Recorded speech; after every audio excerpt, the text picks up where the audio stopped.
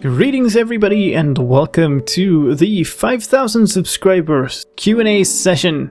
First of all, thank you very much for subscribing, of course, but also thank you very much for all the great questions you left on my previous video where I asked for questions for the session. So I've split them up into a bunch of categories, like first some personal stuff about my life in general and preferences, and then we're gonna go Minecraft, heavy, game design, the YouTube channel, all that kinds of stuff. Also, thank you for all the congratulations, of course, and for all the encouragement. It's always lovely to see people think that I have many more subscribers than I do. So thank you, and let's get cracking. Where are you from? I am from Stockholm in Sweden, which is a Nordic country in Europe. If you don't know where it is, it's right here on a map. What is your real name? My real name is the Swedish version of Michael. It's Mikael. And I know many people hide their full real names. I won't do that because my real name is well known already. And it's in multiple game credits and stuff, so I can't get away that way. What is your favorite animal? I am a total cat person. Cats all the way. Do you have any pets? Yes, I have cats. We have 3 cats here. Used to have 4, it was a bit much even for us. Are you gay? No, I'm not gay. Do you have a girlfriend? Yes, I do. Kind of connected. What is your favorite sport to play? Used to play football a whole lot, and then had some problems with my knees. Still miss that. I'm gonna try to get going with that again. And that is proper football, soccer for you Americans. Your favorite music genre? I'm kind of a metalhead, but I also listen to pretty much all kinds of music. I'm really a musical omnivore, you could say, but the stuff I'm most into is various kinds of metal. Where does sliced lime come from? Or a lot of people ask why I'm called sliced lime. Okay, so this is a long story. I used to be called a lot of names based off of star, and then when me and a friend in college we started a game studio, developed a game engine, and we needed a name, and we did tons and tons of tries, and all of them were taken or not appropriate or whatever, and we ended up with the name Limebird Entertainment. From that, I combined the lime from that studio name with my old name that contained a lot of starlight and star and stuff, and that became Lime Star. And then I started calling myself just Lime, and of course, whenever I went to sign up for a community or something, Lime was taken, and I ended up just doing various kinds, until one day Sliced Lime came along, which just stuck. That's the story. What's your favorite game beside Minecraft? Right now, I'm pretty much spending all the time I have, which is not spent making videos or working, playing Rocket League. Of course that, varies. Maybe not my all-time favorite, but pretty close. Rocket League is a great game. What do you do on your free time? Well, I play Rocket League. I kind of don't have that much free time right now. So that's pretty much all there is. What smartphone do you use in daily basis? I use an iPhone 4S that I've had for a long time now. I've been looking to replace it, but all the newer phones are much too large for my taste. So I've been trying to find a good Android phone to go with, but still stuck with this one. What are the specifications of your current computer? Well, you can actually see them in many of my videos. They are on the F3 screen on Minecraft. So I'm running an Intel processor with an AMD graphics card and 16 gigabytes of RAM.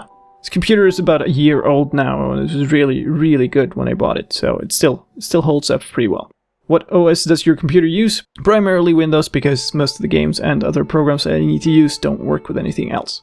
Used to use Windows 7, now it's Windows 10, and not terribly happy with it. Let's talk about Minecraft. I got about 6 or 7 versions of the question, what version did I start playing Minecraft with? My friends started playing Minecraft when it was in alpha, and I basically went, I'm not going to play this until it's out of alpha at least. So when I went into beta, I bought the game, and I've been playing it on and off since, and then very intensely since I started this channel, of course. And I actually started playing, the first thing I did was set up a server. So in the first beta version of Minecraft, we set up a server, and that's the server I've been playing on pretty much since. And we kept the same server, we never reset it. I made a program to update the worlds and stuff, and we kept the same server up until all the way through to Minecraft 1.7. So that's a long time. That's actually the world that I'm working around in now. So this world here is our server world, and it's the very first world that I ever saw in Minecraft. It's pretty cool. Who introduced you to Minecraft? Well, some of my friends were playing it, like I said, and my girlfriend was playing it too, so we played together on the server. Did you think this game was stupid in the beginning? No, I never thought it was stupid. Still don't think it's stupid. Why Minecraft? You're making such realistic games. Just take a look at Mirror's Edge Catalyst. Where did you find Minecraft? Don't get me wrong, it's a good game, but I can't see the connection. Except command blocks. Well, there doesn't have to be a connection. I've made a lot of Battlefield games in my career, but Battlefield games are not all I play. I play a lot of different types of games. Why Minecraft? I think why Minecraft sticks with me in a way that almost no other games have done is it's a very creative game. I am an extremely creative person and I like to do stuff, create stuff, make stuff. And I'm also a technical person, so command blocks suit me well, but I haven't used command blocks all the way up until like a year and a half ago or something. So I've played Minecraft a lot longer than there have been command blocks. Done redstone stuff and just done building, and it's, I don't know, it's something special, and the graphics part are not a negative to me. The way that the blocks are simple and the way that you can make stuff out of it, it creates an environment for that creativity that is easier to manage than if you have something like EverQuest Next, where still player created stuff, but it's super intricate to build stuff. What is your favorite Minecraft version? Kind of split between 1.8 and 1.7, to be honest. 1.8 of course introduced command blocks, there's a lot of good stuff in that. 1.7 for the vast amount of mods there are.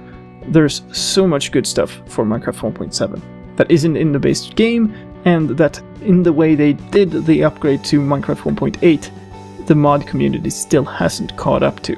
What's your favorite thing to do in Minecraft? It really depends on the mood I'm in. I like making maps, of course, I like doing command block stuff, but it also takes a lot of focus, and sometimes the best thing that you can do ever is just to dig a hole. Like, on my server there's this massive quarry where I've just been taking out resources to build this huge castle, and there's something almost therapeutic about just digging a massive old hole. Yeah, there's something about that. What do you think of the 1.9 Minecraft update? All my buddies hate the thing Microsoft went for, making the game more realistic. First of all, I don't think it's Microsoft, I think it's Mojang who've taken all of those decisions. Second of all, I don't think it's more realistic either, it's just a combat update. I think parts of them are good. In a design rant a while back I explained my worries about some of the mechanics. I also really dislike that there are some changes they've made that have removed possibilities of making command block systems. There are a few of those, and those I really dislike. They could also have done so much more. The structure blocks would have been an awesome addition to Minecraft and would have made a huge difference, I think. So it's almost there, but it could have been so much more. What is your favorite feature in Minecraft 1.9? Wings? No doubt. For all of the map making and stuff I do, for all of the new command blocks being awesome and stuff, there's nothing that has such a massive impact on the Minecraft endgame in the long run as the wings. If we will ever get an official plugin system, then how much do you think it will affect the map making scene? That depends entirely on how that plugin system looks and how it interfaces with a custom map. If you end up having to install plugins separately to be able to download a certain map, then not much, to be honest. There's already custom maps and challenges for modded Minecraft, and that would be essentially the same. If they're integrated in a way like resource packs are today, or like command blocks are, then it could be very powerful and make a huge difference. Make vanilla Minecraft much closer to modded Minecraft. How did you start programming with command blocks? Well, the first thing I did was a command setup for a UHC generator that I was working on in Minecraft 1.7. And back then command blocks were very limited. And then after that, the next thing I did was the chess game. That was the start of this channel. So I pretty much just decided to make things and then learned as I went along. How long had you been using command blocks before you made your epic chess creation? Well, that was it. It was a while before that, but it wasn't a lot. What inspired you to start doing command blocks things, or in general Minecraft maps and stuff? It's a way of being creative with the game. I think it fits very much with who I am and what I do and what I like to do. I like to create things, but I'm also good at technically complicated things. That intersection of technically complex and awesome making things, that's where you'll find stuff like command blocks. Who is your favorite fellow command block engineer? That's a horrible question. Whatever I answer, I will leave people out. I've been playing with and cooperating with Phoenix SC and with Semisars before. There's also Sparks of Accidental Games, who I respect a lot, who's making a lot of good stuff with a kind of similar idea set as I do, where I like doing stuff that works in general in Minecraft and not just specific maps. But there are a lot of other good people out there. Like, I played stuff with Mackie Stein, I've been doing stuff with Crush Pixel. Like, there's a lot of good people. What do you think would happen if you created a server and told people to create an adventure map? I think it would be utter chaos. Map making is very directed. It needs a lot of focus and it needs pretty much decisions and cooperation. And if you just said, here, make a map, I think people would be trying a lot to make their own little thing, and I don't think it would work.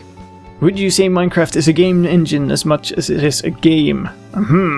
The old controversy. As somebody who works with game engines all day, it is kind of ludicrous. Minecraft is clearly a game and not a game engine.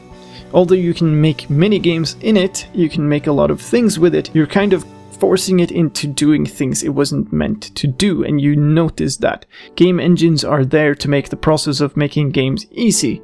Minecraft is there to be a game, primarily. It makes the process of making minigames somewhat possible, but is far from easy. That was a lot of Minecraft questions. Ooh.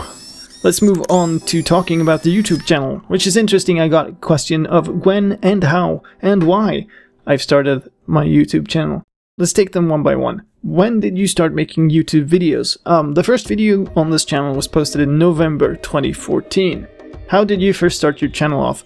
I made the chess game, and I basically just sat down and recorded a very quick video that says, hi, this is my chess game, in a very, very awkward way. And posted it to YouTube, then I posted it on my Twitter, which already had a bunch of followers because of my game development job, and posted it to Reddit, where of course, as the Minecraft subreddit tends to do, it got downvoted a whole bunch. But it also got a bit of attention, so that's pretty cool.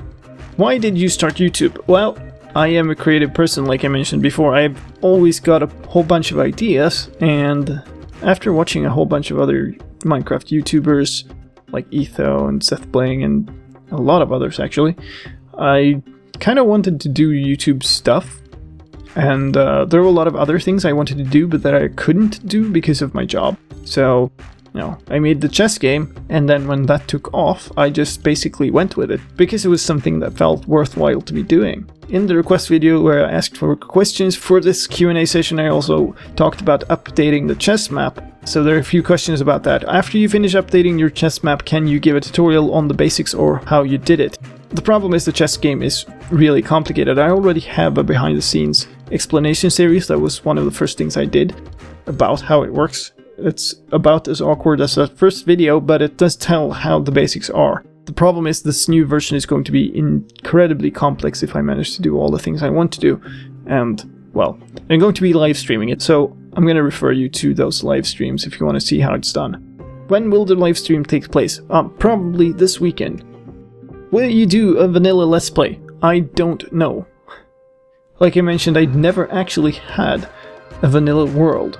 I've only played on my server together with others, and I would like to do a vanilla Let's Play, but it would be nicer in my book to do it on a survival server. Now, I don't know if I can find a good survival server that has a decent size and is active and will actually take me on. I mean, I'm happy to take suggestions on that. What I do know, it will not happen the coming 2 months or so because I'm too busy. My vanilla Let's Play things have been the challenges, Hotbar Survival and Glass Core thus far. And especially Hotbar Survival is a lot like a super difficult and annoying Let's Play series, pretty much, because I do that kind of stuff in it. Will you do any server video minigames? I've done a build-off parkour series together with Sam and Phoenix and some guests before. I've done the Entrapment playtest stuff. I'm not much for the kind of Hypixel, that kind of big server games, really. That isn't really my style. So I probably won't be doing that, but minigames and games in general, yeah, that might happen. Have you ever planned to make videos with a facecam? I used to stream with a facecam. Depends on what I'm doing. I don't really like videos with a facecam. I do a lot of editing in my videos, and that wouldn't really fit with a facecam.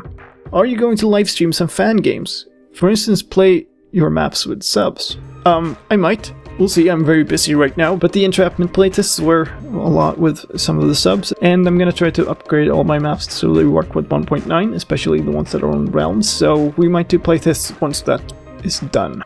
Do you think that you will have 1 million subs in the future in 2 years? In the future, who knows? 1 million subs is an incredibly large number. In 2 years, it's not very realistic. It might happen, it might just kick off, but right now the trajectory is nowhere there. I mean, I built this channel over like 1 year and 3 months or something to this point, and it has 5,000 subs. That's not a thing that leads to 1 million subs. Maybe it will explode, and that would be awesome, but also maybe it won't, and I'll just grind away and make videos.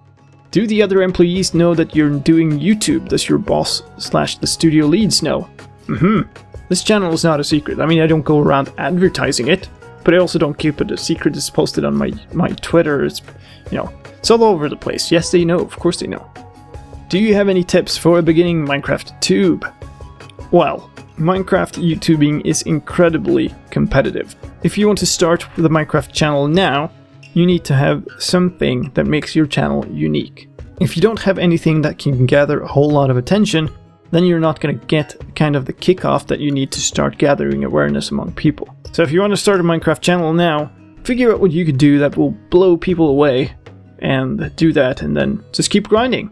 Keep working. Always, always, always strive to be better, to learn more.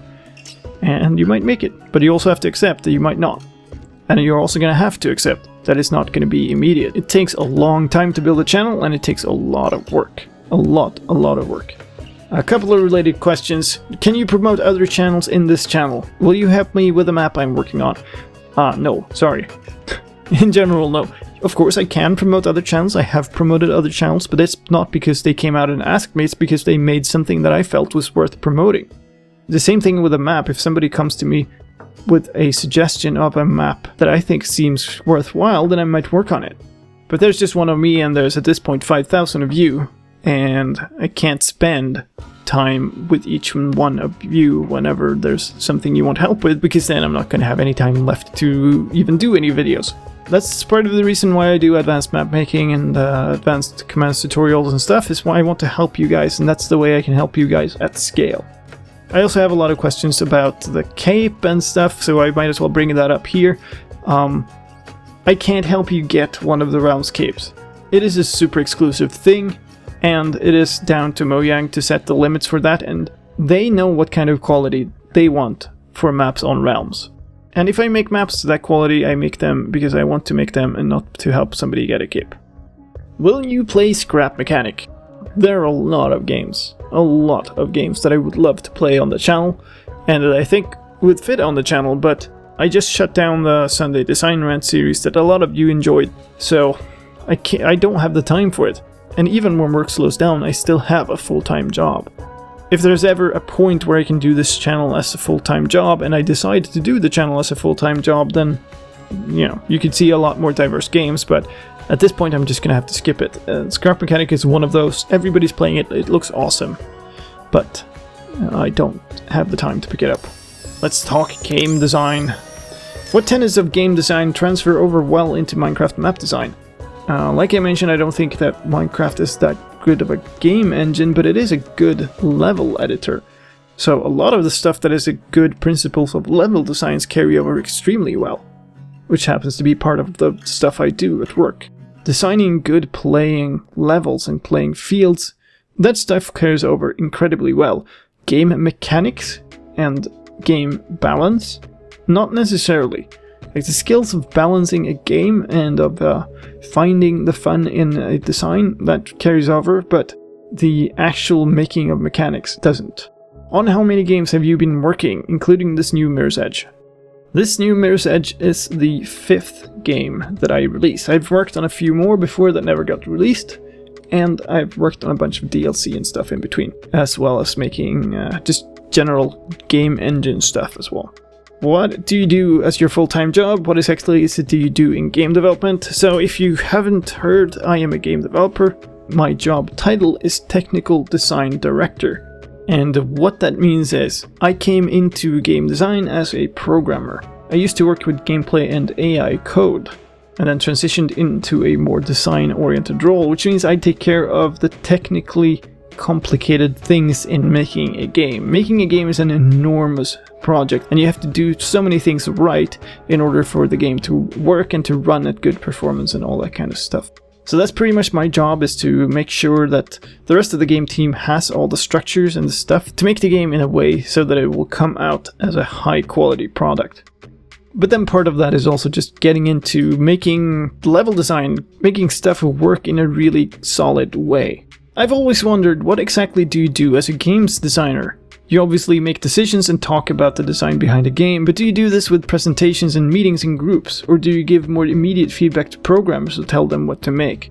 Well, basically, you can talk about paper design and sort of practical design. Part of the job is to sort of make up a design on paper and convey that to people, which in general happens in meetings and happens in presentations and happens in documentations and all kinds of stuff, but pretty much all modern game engines will give part of the power of implementation to designers. So part of being a designer is actually making the game yourself. It can be setting up levels, it can be setting up and tweaking the game logic, it's all kinds of stuff. Maybe once upon a time you needed programmers to make all the game logic and the game designer would only design stuff from a pure theoretical point of view, but that's no longer the case if it ever was. Which past projects in your career are you most and least proud of, and why? Were they also your most and least favorite projects to work on? Not necessarily. Like, I'm proud of all the games that I've released, but there's obviously some of them are better or worse, and it doesn't necessarily correspond to how nice it was to work on them. Most of you have probably heard that the working conditions in the game development industry is not particularly great. DICE is definitely not the worst place, but it's probably also not the best, and some of the projects have been incredibly rough. It's really hard to say. I think the least proud I am over Battlefield 3, and if you've seen the dev commentary that me and the lead designer Gabe Goldfarb did on that a while back as a charity event, you'll probably know why. That thing is incredibly sort of gruesome and overly violent in a way that I don't enjoy and I'm not particularly proud of, and in the end it was sort of a super linear gameplay experience that doesn't have a lot of depth to it. Most proud of? Probably Bad Company 2, because it was sort of the culmination of all my programming work and the first stuff I did as a designer. So it has a sort of combination of all of my things. But I'm also incredibly proud of the Mirror's Edge title that we're developing now, and I think it'll be a really good game. It's also kind of nice coming from a background where I've worked primarily on the single player of Battlefield games. It's very nice to now be working on a part of a game that people actually want. If you look at Battlefield fans, they all clamor for the multiplayer of those games, and the single player has kind of a bad rep.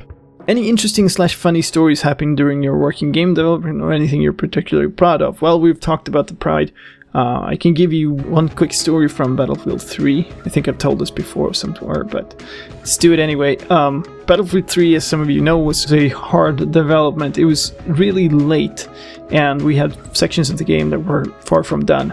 And we had this section with a tank that was supposed to come out and chase you, and it was not working, and some designers had been working on it for weeks, and we just couldn't get it right, and we were coming up on all our deadlines, and people said to me, hey, after this date, this Thursday, you're not allowed to change anything with the game, you're only allowed to fix bugs. And so we had no time, and time went, and on that day, I went like, I have to do this section, it can't ship like this, I have to remake this section. And so I still didn't have time, and so by the time the day became evening, I started working on this. And making a section of a game takes a lot of time. I worked on this, and then I checked it in and went home. And as I sat in a taxi heading home, I watched the sunrise over Stockholm. And this section that people have worked on for weeks, it worked the first time when I did it, and that's what we shipped with. What is your favorite aspect of game development, and do you actually get to participate in that aspect in your job? I think my favorite aspect is to just see how something that was very theoretical sort of magically become a game when everything comes together and it turns from this sort of half kludgy thing that you're playing and it doesn't really feel right to something completely amazing. It's just the process of finalizing a game and making it into a really polished experience is awesome, and I do get to do that. And it's a true luxury, even though it's hard work. What got you into game development? When I was a kid, I played a lot of games. I wanted to make games like many other people. And I learned to program, I learned to do stuff, I made some small games. Nothing really worth mentioning, but I taught myself to program. That was the important part. And then I worked as a programmer for a while, making sort of bookkeeping systems. And then I got into college. And by that point, I'd sort of discarded all the ideas I had about becoming a game developer. And instead, I studied encryption and network security and that kind of stuff. Felt like that would be a good future. Probably a good investment. And probably would have. But I also met this guy. Went to the same class as I did in college, and we went like, it would be really cool to start making something together. And so we went like, hey, maybe we should try make a game engine. And so we did, and we worked on that for, I think, 4 years, and we worked pretty much all the time on it. And at the end of that, we'd made a pretty good game on that engine, and we'd made a really, really big project, and we learned a ton. With that as a background, I applied to DICE. Because I ran out of time in college and I needed some actual income. So we have 2 questions that are related. What is the best way to get employed by DICE? And do you have any tips for anyone hoping to get into game development? Well, yes. The number 1 tip is get into game development. There's nothing stopping you. There's tons of free game development engines. If you want to do code, you can start by anything. Just take something and make a small game. And then make another game, larger game. Learn more stuff. The more stuff you've done, the easier you'll have, the more stuff you will learn, and also the bigger portfolio you'll have so that you have something to show. This is running really long, but we're gonna do one small final section with kind of philosophical questions. Do you believe in God? No, I do not. What is the meaning of life? The meaning of life is 42. How much wood would a woodchuck chuck if a woodchuck could lay eggs? Now that's a really tough question to answer, but I'm gonna say at least 2. On a scale from 1 to 10, what is your favorite color of the alphabet? The answer to that is obviously cat. Do you think immortality technology will become available in your lifetime? No, I don't. I think our lifetimes are going to ever increase, but immortality technology, no. And as a final question, which came first, the chicken or the egg? Well, the chicken obviously. The chicken spawns with the map. And only 5 minutes later can it lay an egg. That's it. Thank you for all your questions. Hope you enjoyed the answers, and I'm out of here. Thank you very much. Slicedlime out.